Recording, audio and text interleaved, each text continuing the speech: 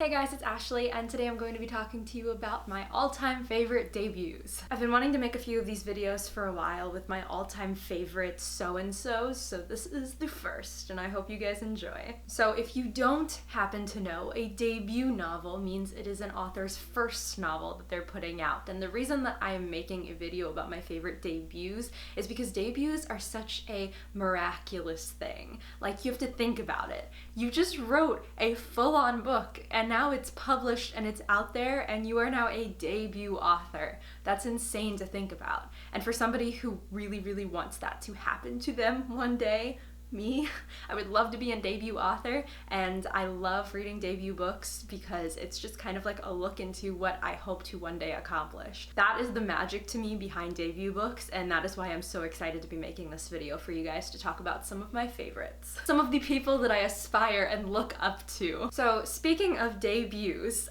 this video is actually being sponsored by Disney Book Group, so thank you so much, Disney. We're celebrating the release of a debut book from a debut author, and that is Tristan Strong Punches a Hole in the Sky by Kwame Mavalia. First of all, can we just talk about this title? This title literally just grabs you by the throat and drags you in. This title is so freaking cool. So Tristan Strong is the most recent release in the Rick Riordan Presents imprint, and you all know how much I love this imprint, and there are no qualms that I have in my mind about this being an incredible book. We follow a boy who is clearly named Tristan Strong as he is suffering from the tragedy of losing his best friend in a bus accident. He's sent to his grandparents' farm in Alabama to try to heal from this tragedy, but the first night there, a creature shows up in the middle of the night and steals the journal of his best friend, the only thing that he has left of him. They have a little bit of a tug of war with this journal, and in a last-ditch attempt to try to get this journal away from this thing, Tristan punches the tree that they're under, creating a giant hole in the mid-pass, which is this volatile place filled with burning seas and haunted bone ships and creepy monsters. He finds himself launched into the middle of this war with these African-American folk heroes and West African gods, and in order to get himself back home, he has to try to work with them to discover and solve things to get himself back. So Tristan Strong Punches a Hole in the Sky is said to be Percy Jackson meets American Gods, with a fast pace and snarky narration and all of the things that I really love in these kinds of books. So I'm really excited to read this soon. I think some point soon I'm probably just gonna do like a marathon of all of the Rick Riordan Presents books that I have been keeping on my TBR, so hopefully that'll happen one day. If y'all are interested in this book, Tristan Strong is in stores now, so there's gonna be a link in the description down below where you can grab a copy if you're interested, which I highly recommend because these books are always so good. So without further ado, let us get into my favorite debut books of all time. So first up is one of my actual favorite books of all time, and that is Nevermore by Jessica Townsend, which I am sure you guys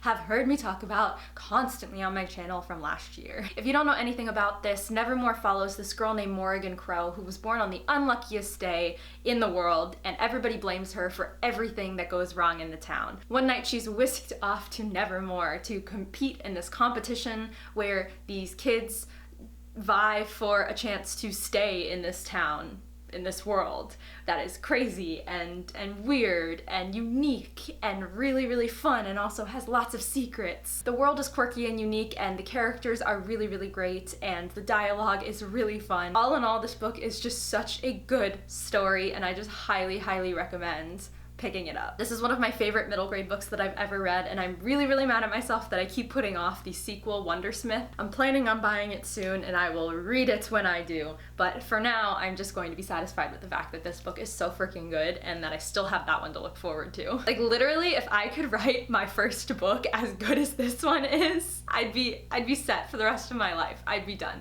I'd be fine. I'd be happy. The next debut book that is on my list of favorites is one that I read on audiobook, which is one of the few that I have on audiobook, and that is The Poet X by Elizabeth Acevedo. This book is so good. I cannot explain to you how good it is, and I feel like I've recommended this book enough, especially the audiobook, but I cannot recommend it enough. I just can't. It's been quite a while since I listened to this book, but from what I remember, we follow this girl named Ziomara who is a aspiring poet. She's an aspiring slam poet, and the entire book is written in slam poetry. Xiomara is struggling between her aspirations for wanting to be a poet, what expectations her family has set on her, what her mother wants for her in her life and her religion, just the struggles of growing up and trying to figure out who you are with all of these set expectations like pounding down on you. I've never really been one for poetry, as I'm sure I've mentioned and you guys have seen by the amount of poetry I recommend on my channel, but this was just so good, and I think I really liked it because of the audiobook.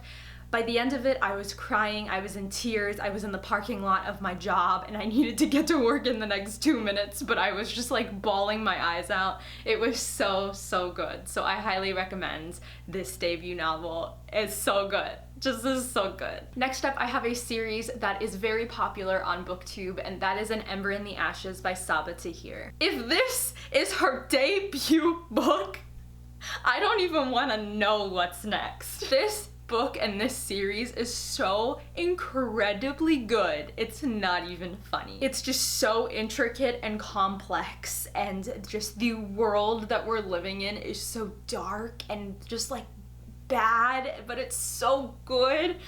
Oh my goodness. So we follow two characters, Laia and Elias. Laia is from this class of people who have been killed off and hunted down and are in hiding, kind of. Now she's infiltrating the like big bad school of whatnot as a slave to try to get information for this revolution that's gonna happen. And then Elias is a mask inside of this school. He's training to be like a super soldier, but he has differing opinions and views on the things that the school and his mother are doing. The world is like a version of like the ancient Roman times sort of thing, if I'm remembering correctly.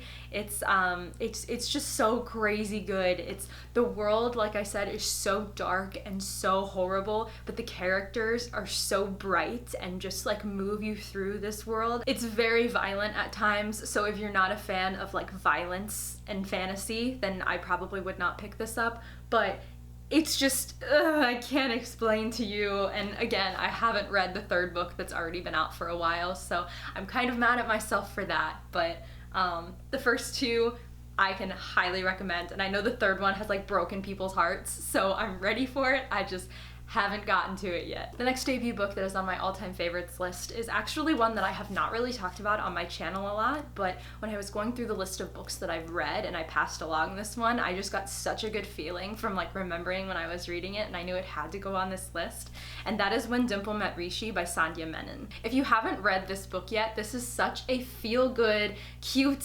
story. It's so good. So we follow, again, 2 points of views. So the first is Dimple. She is a girl who just graduated from high school, and now she's attending a college summer program for aspirational web developers. She is ready to just move on with her career to get where she wants to be, but her mother is dead set on her finding the perfect Indian husband. The second person that we follow is Rishi, who is a hopeless romantic, and his parents and Dimple's parents have actually set them up together, and so he's under the impression that he's going to find his set made to be wife at this summer program, and she has no idea that this is happening. So the two of them meet. He has these expectations. She has absolutely no idea what's happening, and it is such a funny, cute, adorable story. I read this over the summer, I think last year, it definitely wasn't this year, and it just gave me all of the good feelings.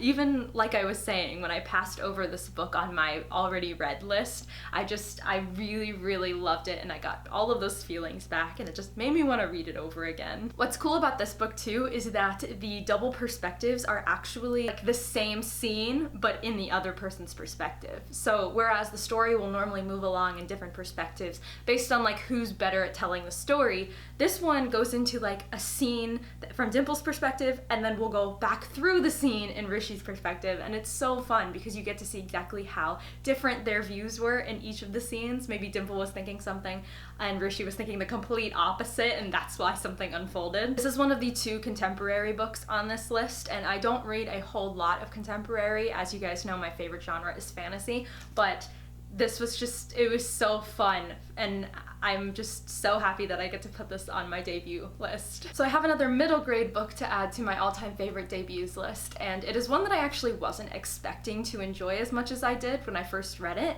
and that is The Adventurers Guild by Zach Lauren Clark and Nick Eliopoulos. I always get their names wrong, so I had to look at the book while I was saying it. I feel like I talked a lot about this book back when I first read it, however long ago that was, but I haven't really mentioned it since, so if you guys don't know, I actually really enjoyed this book. I had never heard of this book before when I was offered a sponsored opportunity for it, and when I read about it, I was really interested. So I accepted it, and later I read it, and I am so glad that I did, because I really enjoyed this book. So we're in this fantasy world where children are chosen to be like apprentices in these guilds, and they can grow up and work in the guilds and stuff like that. So Zed is a half elf, and he's always made fun of for that fact, and he really wants to join the Mages Guild because that is where he believes that he will belong. And Brock has a family of merchants, and so all he's ever wanted in his life is to just join the Merchants Guild and to belong with his family. But on the day of the choosing of the guilds, or whatever you want to call it, both of the boys are selected for the Adventurers Guild. It's this death-defying guild that protects the town and defends against the monsters and fights the bad guys, and both of these boys are scared out of their minds. Then they uncover a conspiracy and have to work with their friends that they've made in the guild to try to figure out what's happening and to save the town.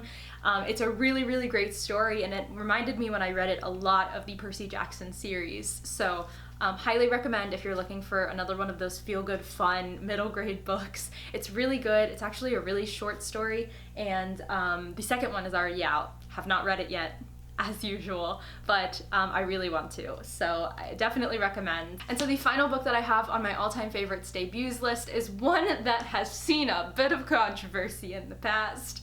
It's one of those series that is beloved by the fans and absolutely hated by the people who don't like it, and that is Throne of Glass by Sarah J. Maas. I know some people hate this series. I know that some people love this series. I kind of fall more toward the love but not obsessed with it. The series as a fantasy series is really good. It just makes you attach yourself to these characters. It makes you care for them so much. The trials that they are put through, the things that they're put through to get to where they need to be by the end is just crazy, and it makes you just love them that much more. If you've seen my book talks for these videos, you know just how much that they have affected me when I was reading them. I definitely did cry in the third book toward the end, so I have no regrets about that, and no regrets about reading this series. I would definitely reread it again. It's one of those series on BookTube that has been huge ever since I started, and it's one of those series that I read because of BookTube. So thank you guys again for recommending a great series for me to read. There was so much hype surrounding it when it first came out and when it was still being published. I think that it lived up to that. I know that some people have differing opinions, and that is 100% fine, and I acknowledge all of those opinions and all of those qualms people have with it. There are definitely problems with this series, but as a fantasy series as a whole, with characters that I really love, I really loved this series. And so you guys, those are all of my all-time favorite debut novels. If you guys have a favorite debut novel that you've read and you aspire to write like, please let me know down below. Debut books are so fun in the fact that you can just see where an author started and kind of follow their work after that. Remember guys, Tristan Strong Punches a Hole in the Sky is out in stores now, and there is a link in the description down below where you can check it out if you're interested, which I highly recommend you doing. And thank you once again to Disney Book Group for sponsoring this video today. So that is going to be everything. Thank you guys so much for watching, and I will catch you later. Goodbye!